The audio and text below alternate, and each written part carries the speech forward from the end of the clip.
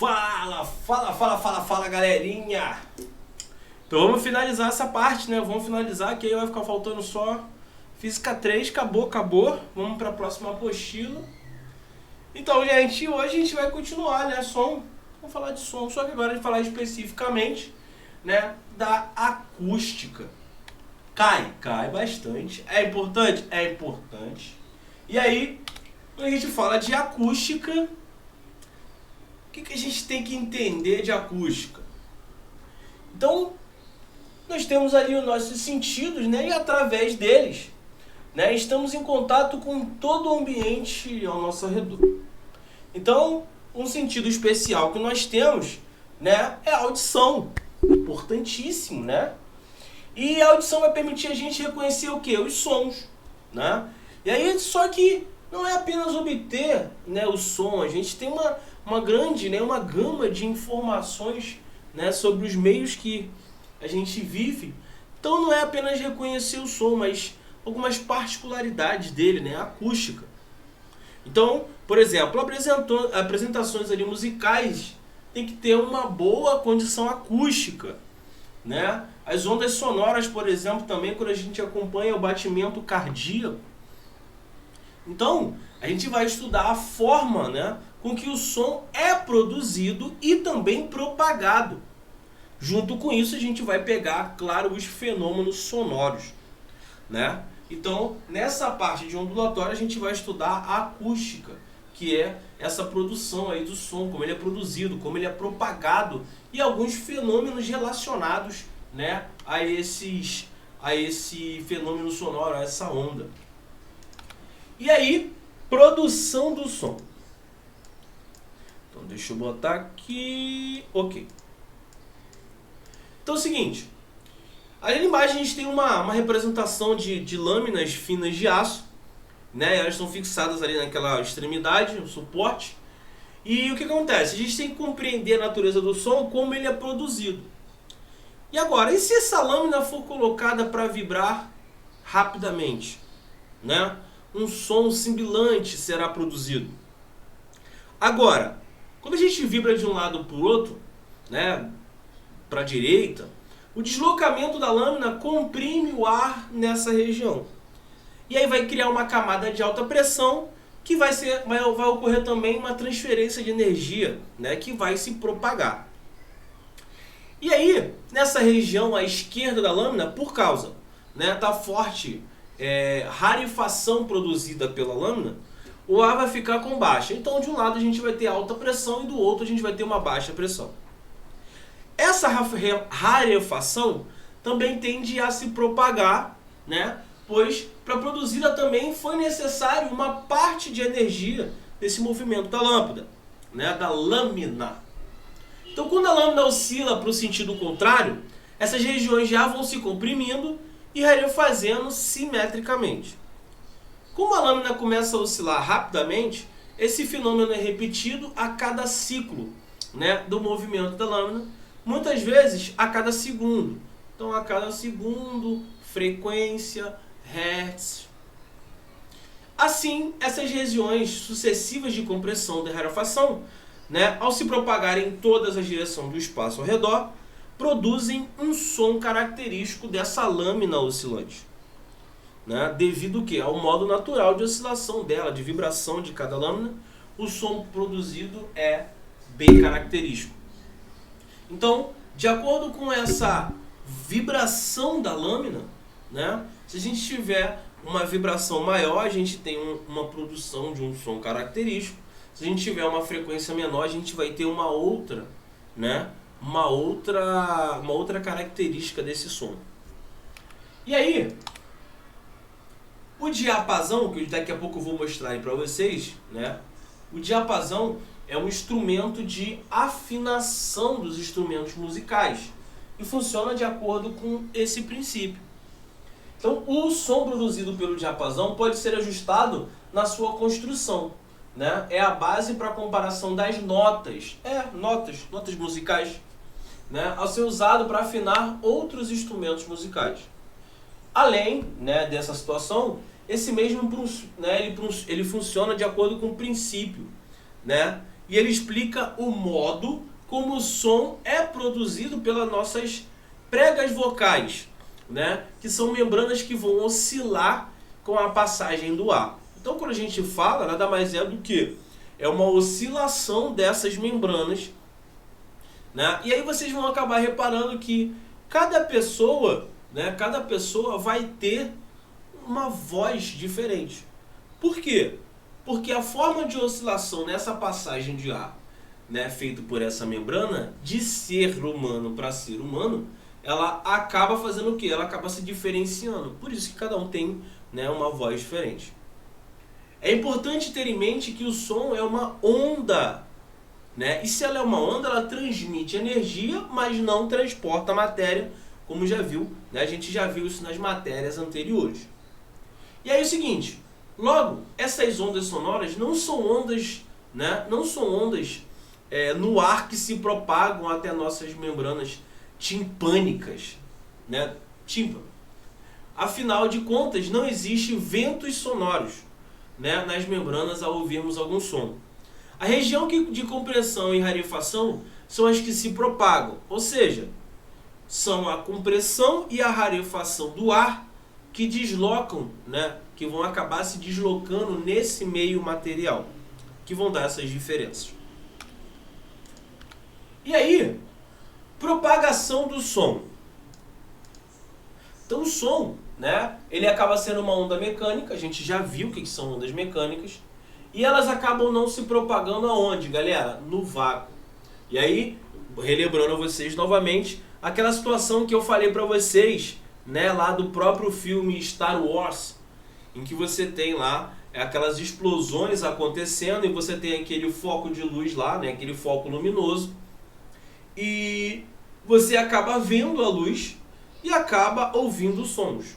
E aí eu já mostrei isso para vocês, falei isso para vocês, que o som, né, ele não se propaga no vácuo, então não faz sentido você acabar, né, ouvindo aquela situação. Você não tem como ouvir o som. Como é que eu estou ouvindo o som se o som não se propaga no vácuo?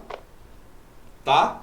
Isso é uma das questões mais pedidas, né, em relação a ondas no vestibular. Então, essa diferença ela vai acontecer devido às partículas do sólido estarem mais unidas. E aí a gente viu isso há muito tempo, né? Em que a gente tem nos estados sólidos, a gente vê tanto isso na física quanto na química, que no estado sólido essas moléculas, né, essas partículas, elas estão mais juntas. No estado líquido ela tem uma distância um pouco maior, e no estado gasoso elas têm a distância bem maior em relação à líquida. E o que vai permitir que a energia de perturbação seja transmitida mais eficazmente no estado sólido, porque eu estou um do lado do outro, estou um colado com o outro.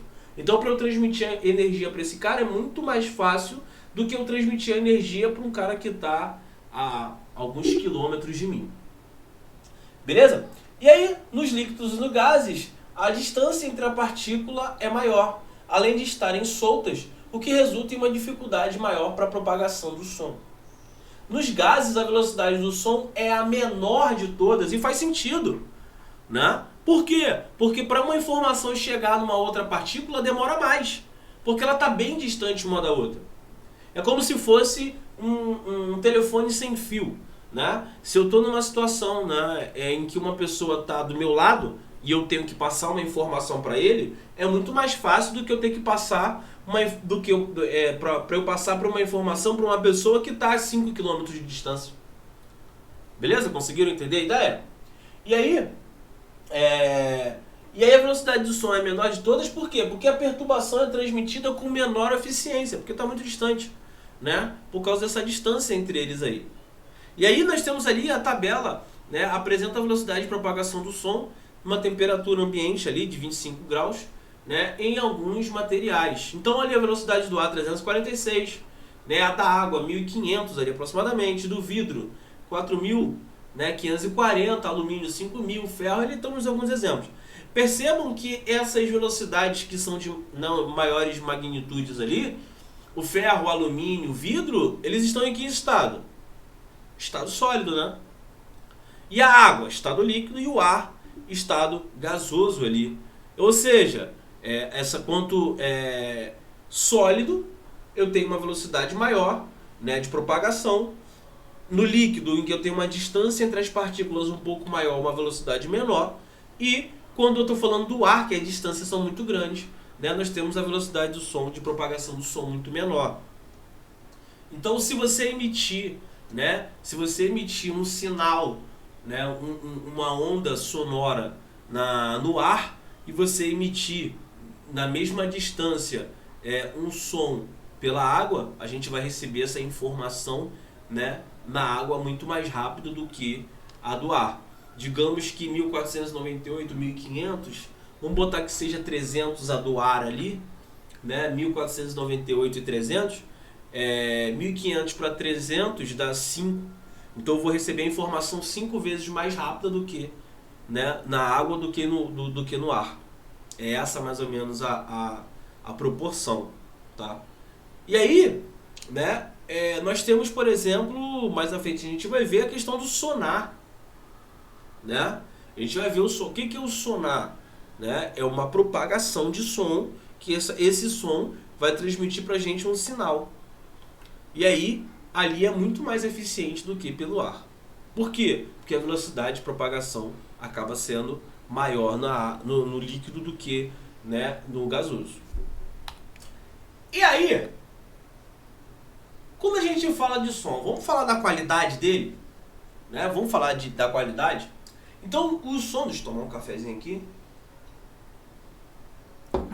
Que delícia. Os sons, né? Os sons são próprios para cada pessoa. Cada pessoa emite um som ali. Tanto para um instrumento, tanto para um objeto. Além disso, né, quando a gente fala de uma mesma fonte sonora, essa mesma fonte sonora ela pode divergir em relação aos seus sons. Tá? Ou seja, eu posso ter uma mesma fonte sonora, mas que vai produzir sons variados, diversos. Né? Como as nossas pregas vocais ou o próprio violino. Então, portanto, a gente pode classificar os sons segundo algumas características, né?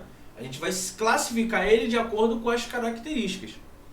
E quais são essas características? Quando a gente fala de qualidade de som, de que característica nós estamos falando? Vocês já ouviram falar assim, nossa, o tom de voz dele é muito bom. Né? O tom, a altura. Nossa, olha o volume. Cara, o volume desse som aí tá alto, tá baixo. Então a gente está falando de volume, intensidade do som. Nossa, vocês já viram, com certeza. Nossa, olha o timbre da voz dele, é diferenciado. Né? Então, a gente divide isso em altura, no caso o tom, intensidade ou volume de propagação ali, né? E o timbre da voz. E aí, vamos lá, vamos falar de cada um aí, vamos brincar com cada um. Vamos entender, por exemplo, o que é altura, né? Altura, ou o tom da voz, a gente vai qualificar esse cara entre grave e agudo. Então, quando a gente está falando de altura, né, a gente está falando do tom da voz, a gente está falando, nossa, o som ali é grave, o som é agudo. Ele está falando relacionado à altura, a uma qualidade do som. O som é mais baixo quanto mais grave for. Então a gente imagina, nossa, quanto mais alto, mais grave, quanto mais baixo, mais agudo. E não é isso. A verdade é o contrário. Quanto mais baixo for o som, mais grave ele é. Tá? A gente chama normalmente de tom grosso, pessoal da música aí. Eu não sou da música não, mas eu sou obrigado a saber. Então a gente acaba chamando de tom grosso. Então, por exemplo, os sons graves são produzidos pelas tubas ou pelos baixos e contrabaixos de um coral. Então pega o som de um violão e pega o som de um baixo. Você acaba vendo que o baixo ele tem um som mais grave. O som dele no caso, ele é mais baixo, só que ele acaba sendo mais grave. Já os sons agudos, né, eles são aqueles sons que são mais altos. Né, a gente chama de tom fino.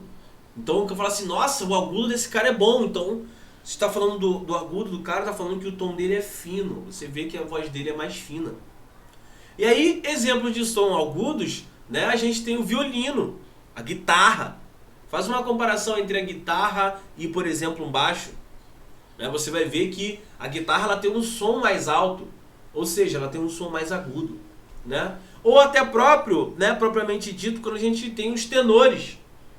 Cantores de ópera, né, que tem aquelas vozes.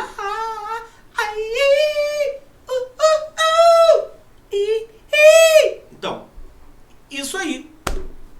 Os tenores, né? E contraaltos em óperas, corais e por aí vai. Perceberam que eu já cantei ópera. Por um tempo eu parei para dar aula, achei melhor dar aula. Depois eu cantei ópera por um bom tempo. Mas tudo bem.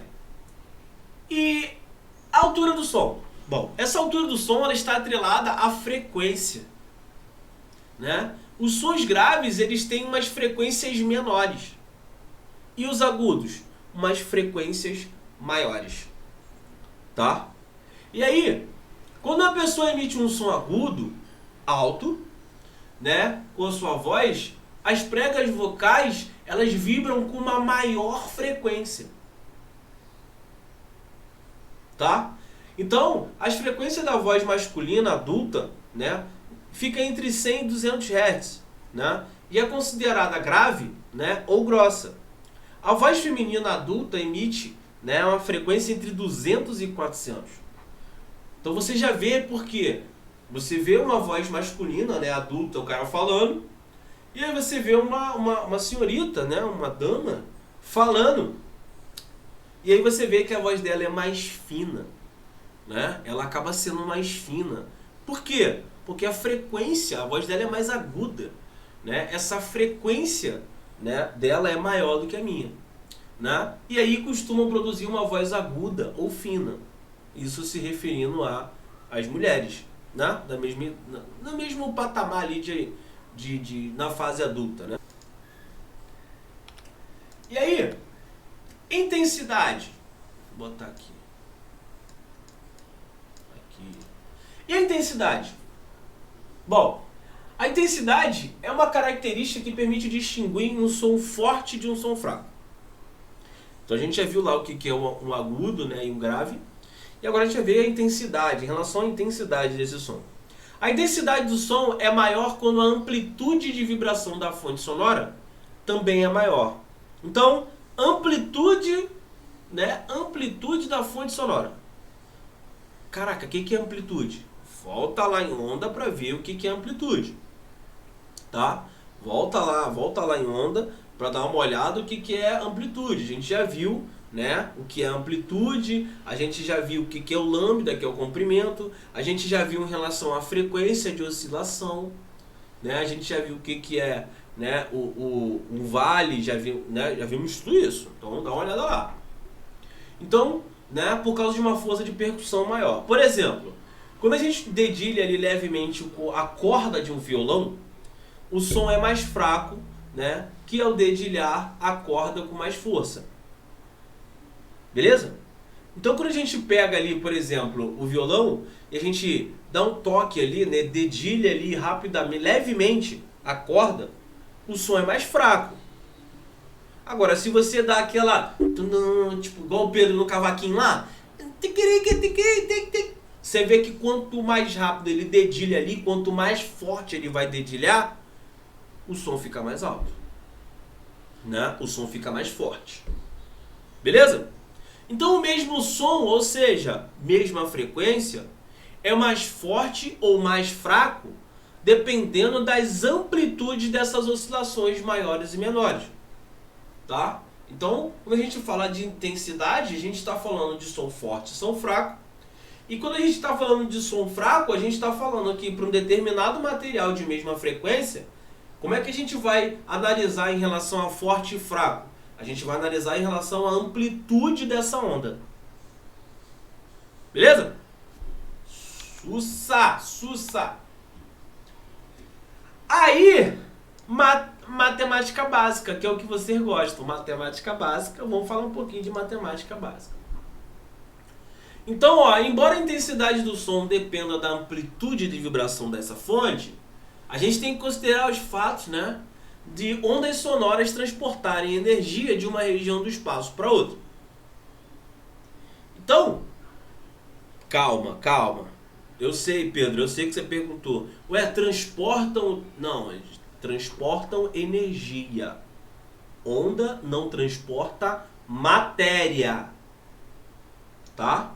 Há sim o transporte de energia, porém não há transporte de matéria. Entendeu agora? Eu sabia que você ia perguntar isso.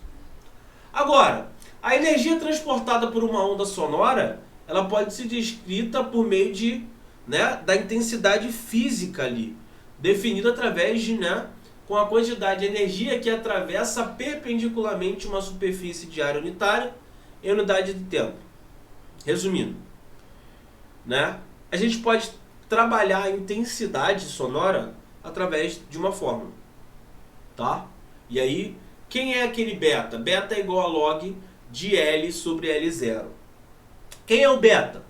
Beta é a intensidade auditiva ou nível sonoro, tá?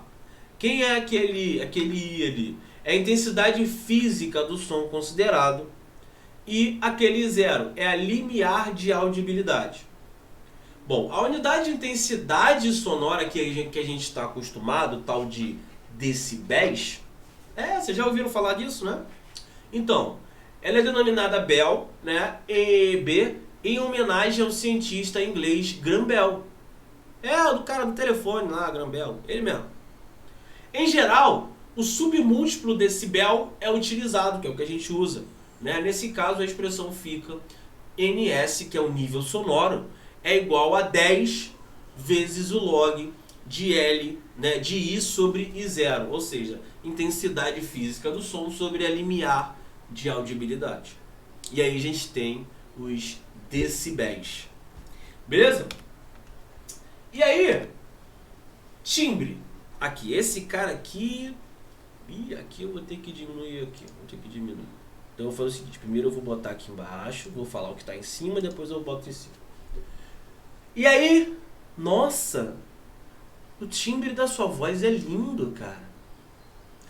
Os sons produzidos por fontes diferentes, mas de mesma altura e de mesma intensidade, pode ser identificado e diferenciado devido ao timbre.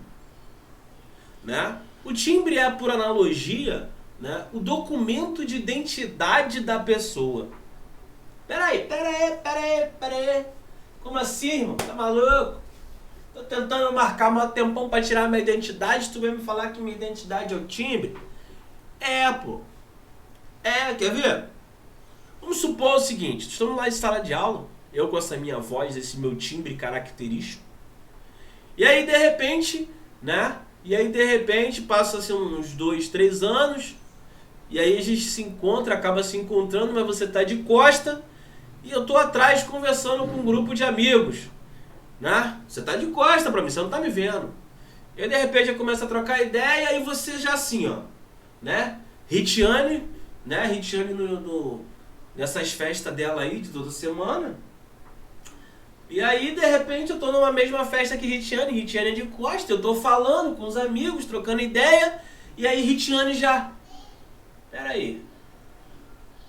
Eu conheço esse timbre. Esse timbre é aquele que toda semana eu me lembrava que eu tinha uma festa pra ir durante a semana. Peraí.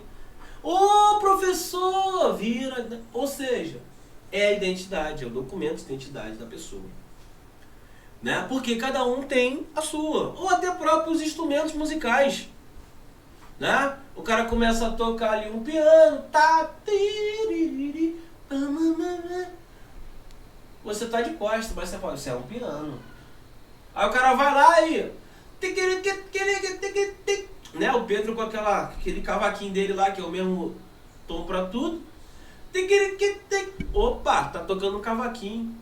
Entendeu? Aí vem nossa amiga Daiane, começa a tocar um violão ali, Quer dizer, tocar não, Começa a vibrar a corda ali.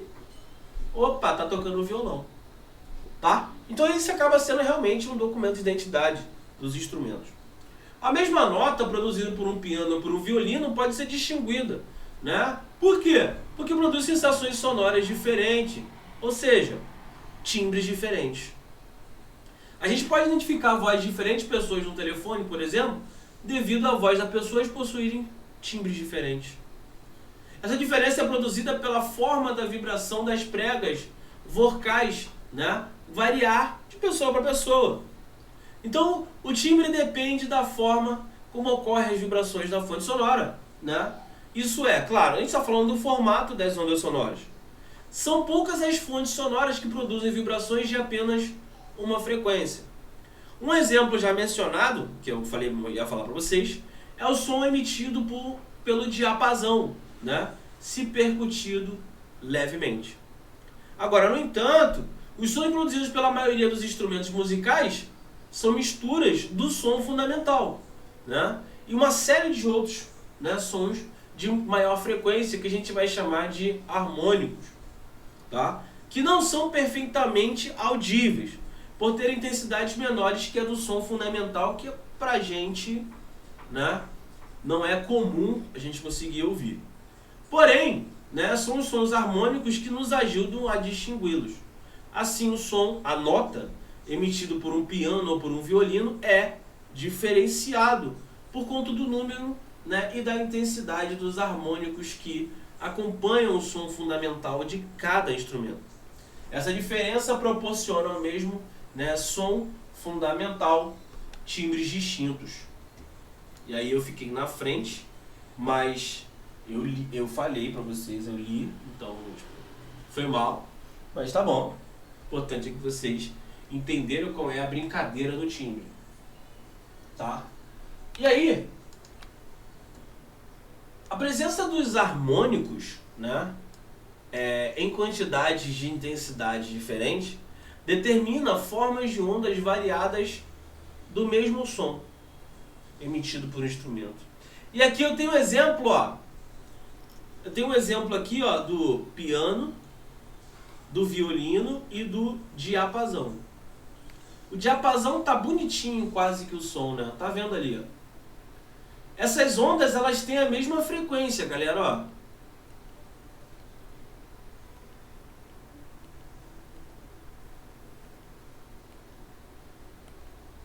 Ó, pode ver, na mesma reta, ó. Ou seja, essas ondas, elas têm a mesma frequência, tá? Só que, olha como é que fica as formas dessas ondas. Se você pegar o pico dessa onda, o pico dessa onda e o pico dessa onda são iguais. Se você pegar a amplitude dessa onda, amplitude dessa onda e amplitude dessa onda são iguais. Porém, a forma dessas ondas são diferentes. Beleza? Por isso que quando você tem na mesma frequência um diapasão, você ouve um timbre. Você pega o violino na mesma nota, na mesma frequência, você tem outro timbre. Você tem um piano, toca na mesma nota, no mesmo timbre, tem outro. Entendeu a brincadeira? E a escala musical? Isso aqui, meu irmão, isso aqui o Pedro domina. Ele escolheu uma e usou para sempre. Mas ele domina. Então é o seguinte, a escala musical, né? Essas notas musicais, elas foram escolhidas, claro, por convenção, e dependendo da harmonia dos diferentes instrumentos musicais e, sobretudo, da sensibilidade, né, e seletividade da audição humana, né? Afinal, não é qualquer frequência sonora que vai agradar a gente, tá?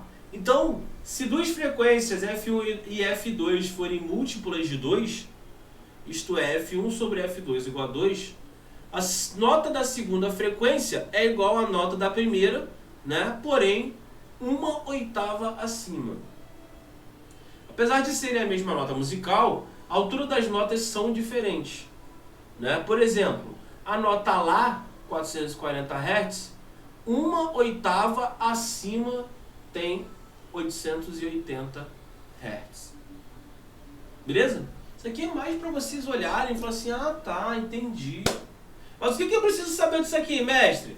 Cara, você precisa saber que na escala musical, a convenção dela, né, ela foi feita, né, arbitrariamente ali, a gente convencionou para ficar numa situação boa para os nossos ouvidos, né?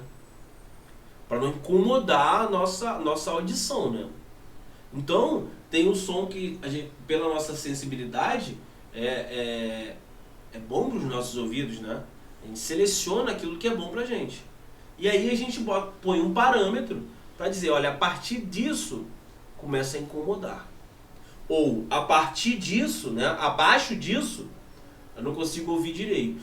Já não me agrada, já não é muito, muito, muito sensível, não consigo, né? Então a gente faz isso aí em cima dessa convenção para que seja bom pra gente ouvir.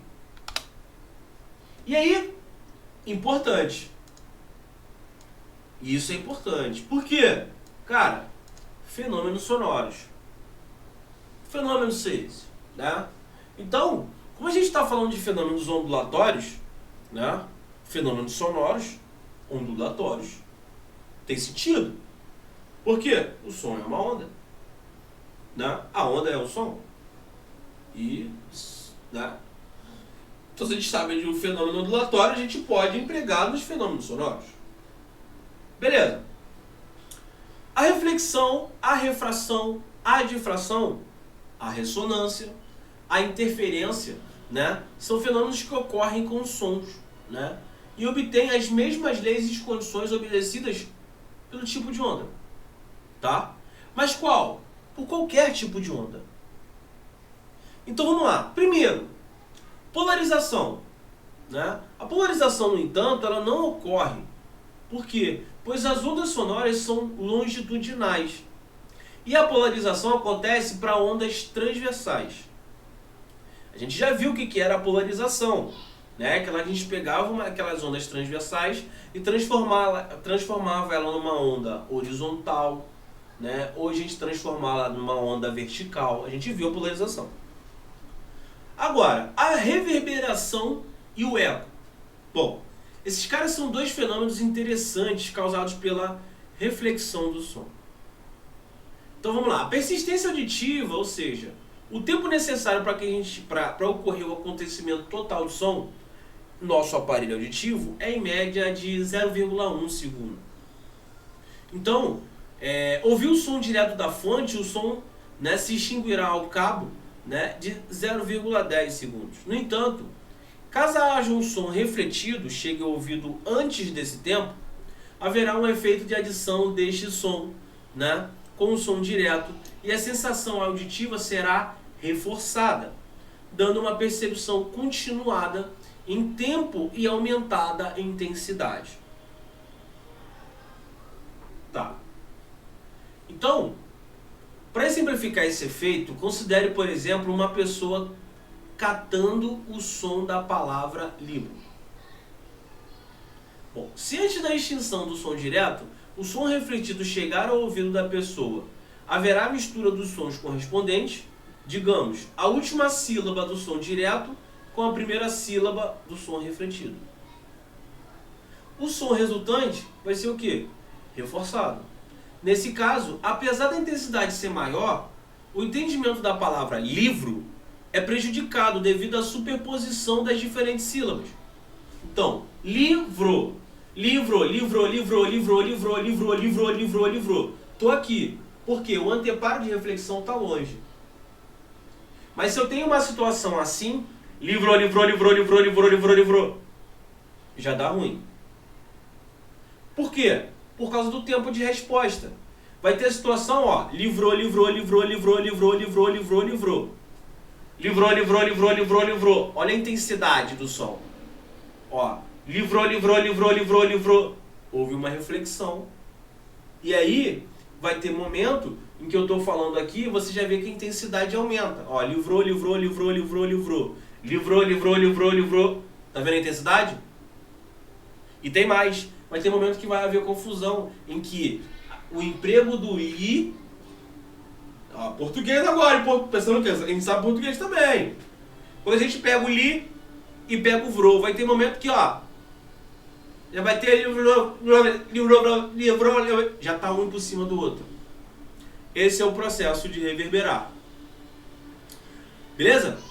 E aí, porém, se a onda refletida chegar ao aparelho auditivo da pessoa exatamente no limiar, que é de 0,10 segundos, 0,1, haverá prolongamento da sensação auditiva e vai ocorrer a reverberação.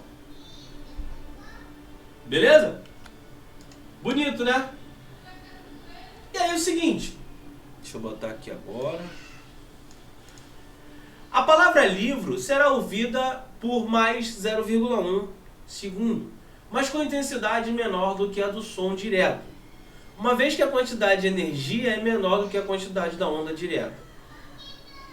A reverberação corresponde, então, ao que? A persistência do som ouvido após cessar a emissão dele. Por exemplo, auditório fechado, né? Teatro, sala musical e tal, ocorrem múltiplas reflexões do som nas paredes, teto, piso e mesmo na plateia presente, o que pode reforçar, né? Ou prolongar também os sons durante um pequeno intervalo de tempo, mesmo após terminada a sua emissão.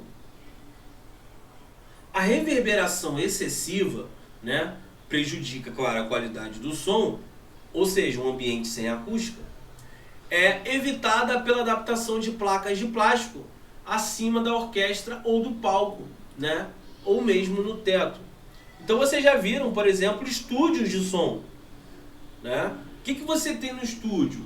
Você tem essa situação para que você tenha uma boa qualidade de som, você tem o quê? Uma acústica, né? Você tem uma acústica ali que vai intensificar esse som e vai dar uma qualidade melhor para o som. Então, eu posso muito bem cantar aqui a minha música, né? Que eu sempre canto, que é a música do Alexandre Pires, né? Vocês vão adorar, né? Mesmo aqui, tal, próximo, né? O meu microfone tá aqui, ó, tá sempre aqui. Então, meu microfone aqui, e aí eu vou, lanço, bonitão, o meu Alexandre Pires aqui. O som vai ficar bonito? Vai ficar bonito. A cidade já chegou no sono. Eu já li de novo as velhas revistas. Estou em pleno abandono. O Jô já fez a última entrevista. Cativante a voz. Fica bonito. Mas é claro, se eu tivesse no estúdio, já teria gravado CD, DVD e faria sucesso. Mas eu deixar para as outras pessoas aí cantarem. Então essa acústica é importante, né? E é evitada pela adaptação de placas ali e tal, então tem toda uma estrutura para isso. Essas paredes acabam recebendo também um tratamento específico, né? Apresentando relevos e revestimento particular com materiais especiais de tapeçaria, né? Que absorvem parte da energia dessa onda, possibilitando o quê? Um equilíbrio entre absorção e reverberação. Tá? As condições acústicas do ambiente não devem permitir a reverberação excessiva. Pode ter reverberação? Pode ter, mas não excessiva, porque aí acaba, né, diminuindo a qualidade desse som.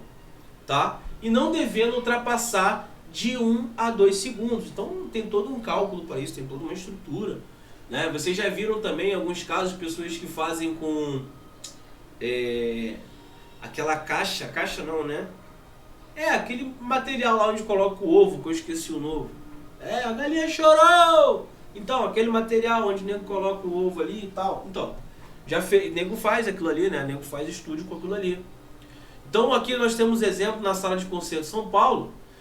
Além de usar esses materiais que vão favorecer uma reverberação adequada, equilibrada, né? E absorção também de som indesejáveis, né? A altura do forro do móvel do teto pode ser modificada para melhorar, né, a acústica do ambiente. E o eco? Beleza, a reverberação já entendi e tal, vamos ver o eco. Cara, o eco é um fenômeno no qual o som, né, ele é refletido em algum obstáculo. E aí acaba sendo captado separadamente. Calma aí, um exemplo. Uma pessoa pode produzir um som e ouvir o eco se estiver localizada no mínimo a 17 metros do ponto refletor. Ué, mas calma aí, 17 metros? Mas por que 17 metros? Calma. Relaxa, Laís. Relaxa, eu vou explicar já. Essa distância mínima para essa percepção do som, né, direto e refletido, tem a ver com o tempo. Né? Tem a ver com um tempo igual ou maior do que o tempo limiar, que é 0,10. Aí você imagina, tá, você me disse A localização mínima 17 metros. O tempo limiar ali 0,10. Só que nesse intervalo de tempo, a onda sonora percorre quanto tempo? 34 metros. E qual é? A gente está falando de som, né? Qual a velocidade do som? 340. Então pensa comigo o seguinte. Tá aqui. Aqui eu tenho um anteparo. Eu emiti o som. Qual é o tempo limiar que eu tenho? Né? Qual é o tempo limiar que eu tenho? Bom, o tempo que o senhor tem é de 0,10. Bem isso? Tá. Só que é o seguinte. Velocidade do som é igual ao espaço percorrido e o tempo. E qual é essa velocidade? 340. Qual é esse espaço? Não sei.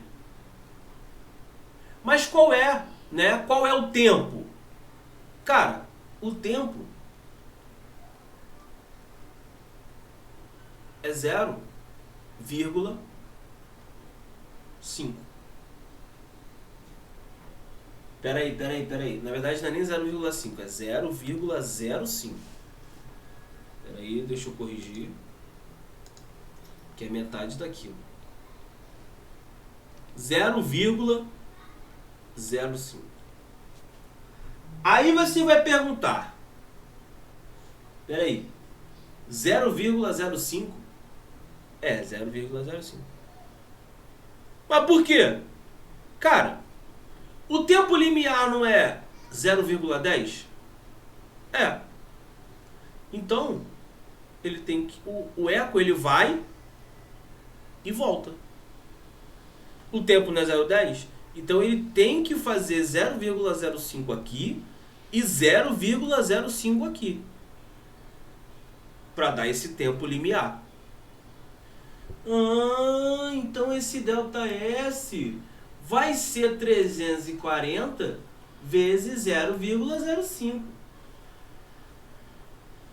Que isso é 34 vezes 0,5. Que isso é 17 metros. Que eu estou na frente. Mas tudo bem, eu vou baixar aqui. Aqui, pronto. Ou seja, 340 vezes 0,05 dá 17 metros, que é o mínimo. Entendeu, né? E aí o seguinte, então nesse intervalo de tempo ele foi 17 metros, voltou 17 metros, tá. O sonar, né? O sonar, um instrumento utilizado na navegação marítima, é um instrumento importante e tem aplicação do eco, tá? Na medida de quê? Da profundidade desses oceanos. Por quê? Ele localiza, né, não só os submarinos, né, ele emite o som, e aí o tempo que vai e volta de acordo com essa velocidade do som, ele calcula, né, se tem algum objeto ali e a quantos metros esse objeto está dele. Então ele vai localizar submarino, cardume, os objetos que ficam na profundeza do mar, as próprias rochas que ficam ali, né, para ele não bater em nada. Então ele vai através de quê? Do sonar. Ele vai, ó, emitindo esses sinais sonoros para ver, ó, tem um obstáculo ali, tem um obstáculo aqui, tem um obstáculo aqui, e assim ele vai mapeando. Então o sonar, ele emite e depois capta os sons, né, os ultrassons refletidos no fundo do mar. E aí, esse aqui é bonito. Esse aqui, vocês já estão ligados nesse aqui. Com certeza já passou isso por vocês. Vocês ficaram, caraca, que legal. Mas, falar pra você, efeito Doppler. Nunca nem vi. Nunca nem vi. O que é o efeito Doppler, galera? Então vamos lá. O efeito Doppler, ele vai ser observado em uma situação bem comum, né? Ambulância mesmo, com as sirenes ligadas, né? E que, quando ela passa pela gente, né, às vezes pela necessidade ali, passa rápido, o que acontece? Quando a sirene está passando por você, né, tá passando aqui, o som fica o quê? Mais agudo, né? Então o som da sirene parece mais agudo quando a ambulância está se aproximando da gente. E quando ela se afasta, ela fica mais grave, né? E aí esse efeito a gente chama de efeito Doppler. Então, ao sair da fonte e chegar até certo ouvinte, ambos em repouso, né, sem movimento relativo, a frequência de som não se altera. Então preste atenção, quando a gente fala de efeito Doppler, a frequência do som não se altera. Mas aí, vamos imaginar o seguinte, a fonte sonora emite ondas numa única frequência. E aí, se uma sirene em repouso em relação ao ouvinte toca a nota Ré, o ouvinte ouvirá a nota Ré. Por quê? Porque a frequência com que as ondas sonoras, né, alcançam é a mesma da fonte. Aí, a distância entre as cristas das ondas sonoras, que eu já falei para vocês o que são as cristas, tá?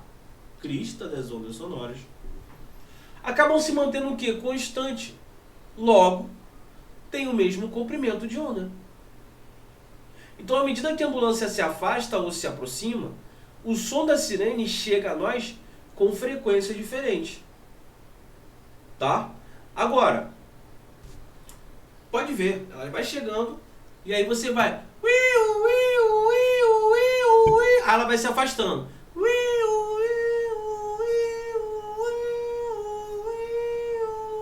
Olha a frequência. Então, quando ela está próxima a você, ela tem uma intensidade alta, uma frequência alta, e aí tá ok. Ela vai se afastando, essa frequência acaba diminuindo. E aí o som fica mais grave. Beleza? E aí aqui a gente tem a situação, né, do efeito Doppler. Agora, na situação em que a fonte sonora estiver se movimentando em direção ao ouvinte, o comprimento de onda lhe permite, né, parecerá ter diminuído. E ao ouvir o som da sirene que se aproxima, a frequência do som será o quê? Maior do que a frequência emitida pela fonte. Isso é, será ouvido um som mais agudo, como eu havia falado, né, como uma nota Mi, por exemplo. Porém, após passar pelo ouvinte e se afastar, a pessoa vai ouvir som o quê? Mais grave, menor altura, pois o comprimento de onda se torna maiores e as frequências menores, né, aparentando que a sirene emite uma nota Dó, por exemplo. Essa situação também ocorre na situação relativamente oposta, isso é, se a fonte, se for o ouvinte que estiver em movimento em relação à fonte sonora. O que ele quer dizer com isso? Se você estiver parado e a ambulância vier, você vai ver a intensidade, né, aumentando, depois que ela passar, vai diminuir. Agora, se a ambulância estiver parada e você estiver em movimento, ocorre a mesma situação. Então o efeito Doppler para ambos parados, né, ambos em repouso, está ali, e em movimento, está ali a situação como ocorre. Beleza? E aí, aqui, é importante perceber que a frequência de propagação da onda não vai variar, tá? A fórmula referente à frequência de onda captada, né, pelo observador.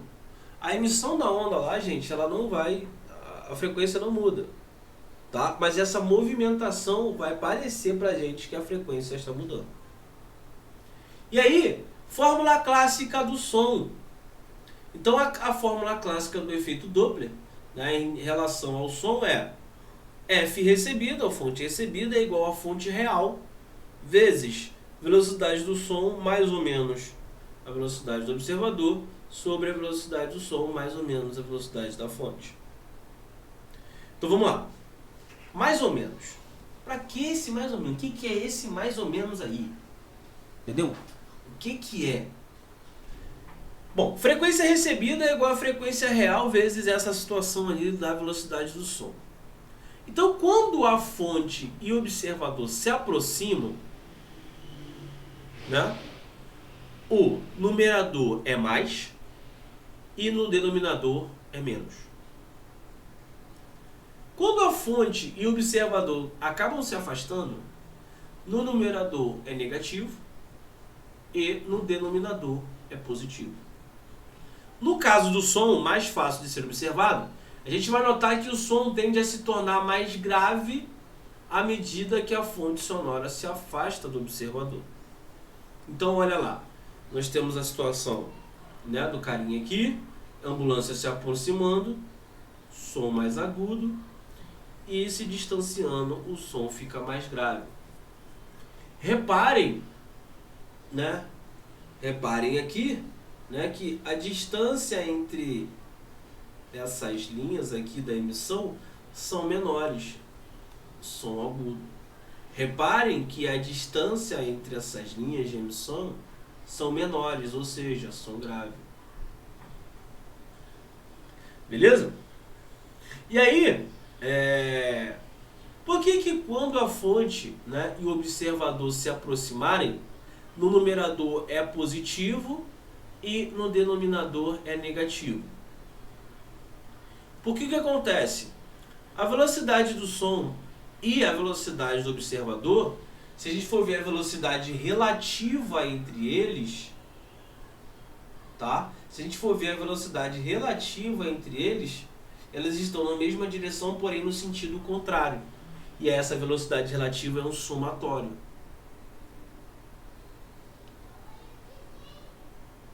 Agora, quando a fonte e o observador se afastam, tá?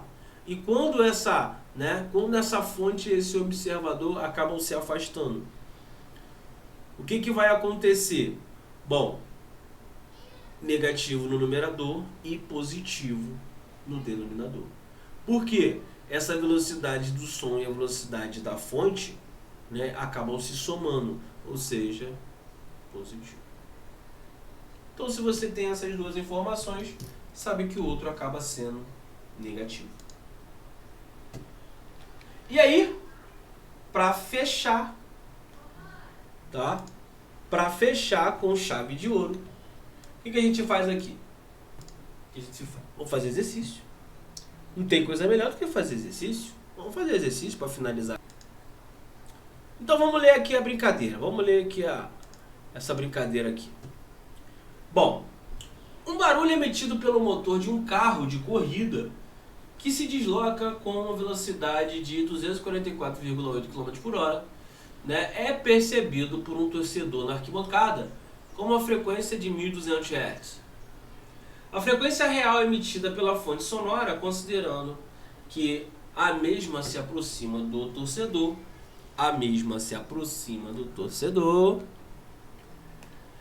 Então vamos brincar aqui.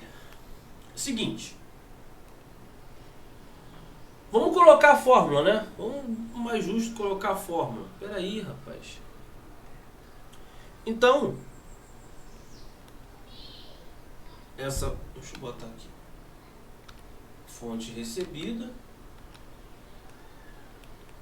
é igual a fonte real, né? Vezes. Aí a gente tem velocidade do som. Peraí, cara, que velocidade do som aqui? Então a gente tem a velocidade do som mais ou menos a velocidade do observador sobre velocidade do som, velocidade da fonte. Beleza. Agora sim, agora eu posso calcular.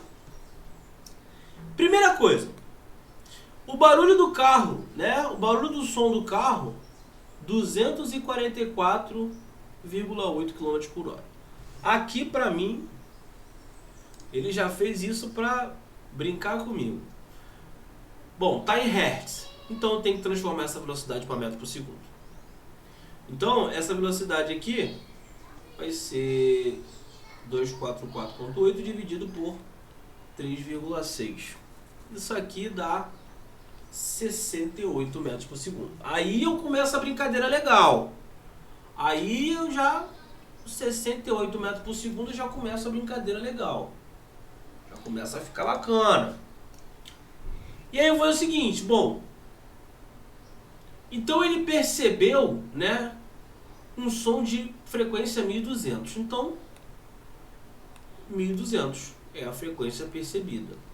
Só que qual é a frequência real? Não sei. E aí, eu vou botar aqui, qual é a velocidade, né, do som? Velocidade do som, 340. Mais a velocidade do observador. E ele fala, ó, emitida pela fonte considerando que o mesmo se aproxima do torcedor. Se aproxima, em cima é positivo e embaixo é negativo. Só que a velocidade do observador, ele fala, né?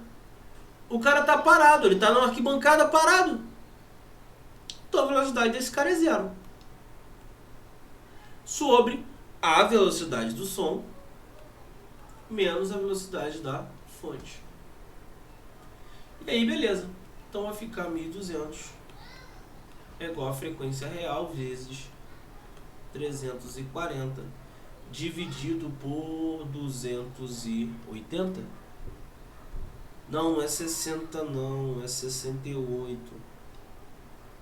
Então aí vai mudar aqui. Vai dar não 280, mais 340 menos 70 dá 270 e 272. Pronto. Aí sim.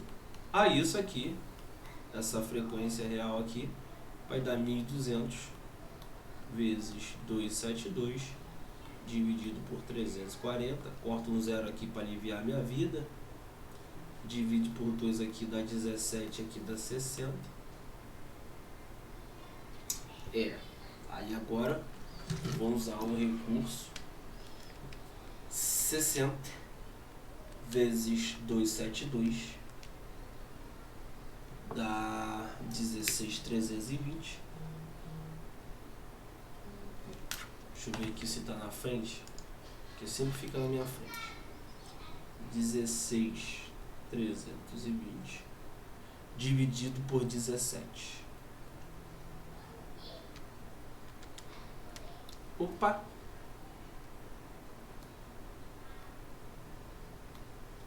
$960 Hz. Tá aqui. Letra A. Beleza? Bonito? Tranquilo? Então, uma forma de utilizar. Então é isso aí, galerinha. Finalizamos a parte 2 da apostila 5.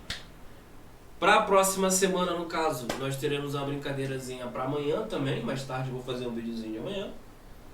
Para semana que vem, a gente vai finalizar na parte do Senhor a parte, né, de Física 3. E aí a gente já entra na apostila 6 e termina isso aí.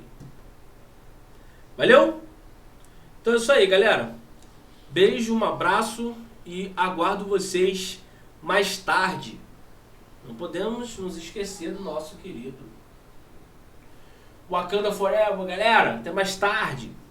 Fui! Oi, galerinha! Então, você gostou do nosso vídeo? Então, chama nosso canal. Então, para o vídeo.